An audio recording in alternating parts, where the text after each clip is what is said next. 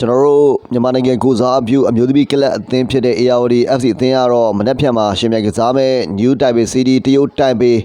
ကလပ်အသင်းကို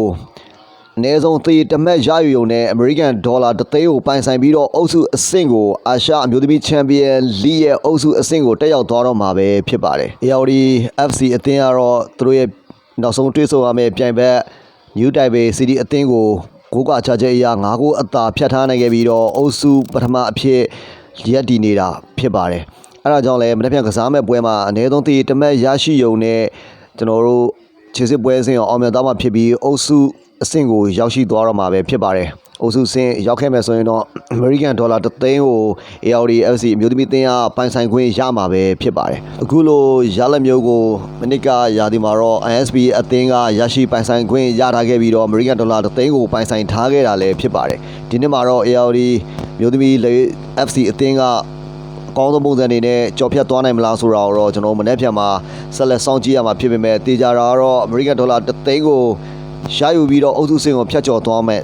လို့လည်းရှုံကြည်ထားပါတယ်တကယ်လို့သာ ARD FC အသင်းကအုပ်စုစင်ကိုတက်လန်းနိုင်ခဲ့မယ်ဆိုလို့ရှိရင်ကျွန်တော်တို့အုပ်စုအဆင့်မှာတိုက်ရိုက်ဝင်ခွင့်ရထားတဲ့အသင်း6သင်းရှိပါတယ်အဲ့ဒါကတော့ကျွန်တော်တို့လက်ရှိချန်ပီယံကျွန်တော်တို့မြန်မာကလပ်အသင်းတစ်ခုဖြစ်တဲ့ ISP နဲ့ဆုံခဲ့ဘူးတဲ့မြောက်ကိုရီးယားကလပ်အသင်းနေကိုရောင် FC လက်ရှိချန်ပီယံ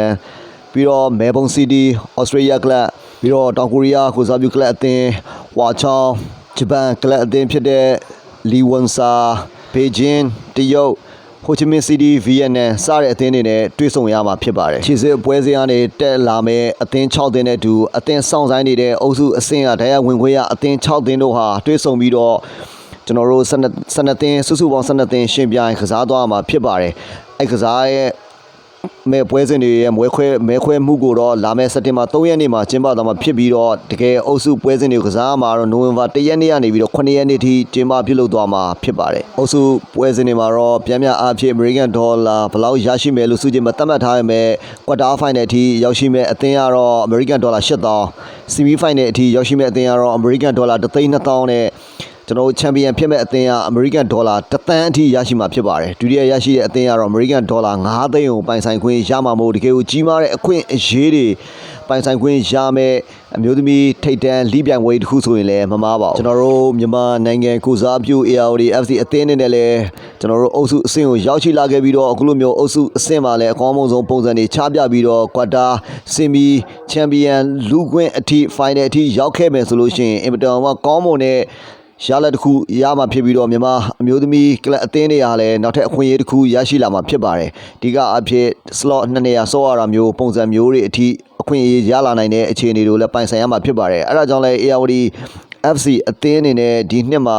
အကောင်းဆုံးပုံစံတွေကိုတိစောက်ထားတယ်အကောင်းဆုံးကစားသမားတွေကိုခေါ်ယူထားပြီးတော့မြန်မာအမျိုးသမီးကလပ်အသင်းတွေတည်င်းမှလုံးပြနိုင်ခြင်းမရှိသေးတဲ့ဒီအုပ်စုအဆင့်အဖြတ်ကျော်နိုင်ရေးအထိကိုရောက်ရှိသွားမယ်ဆိုတဲ့ပုံစံမျိုးတွေနဲ့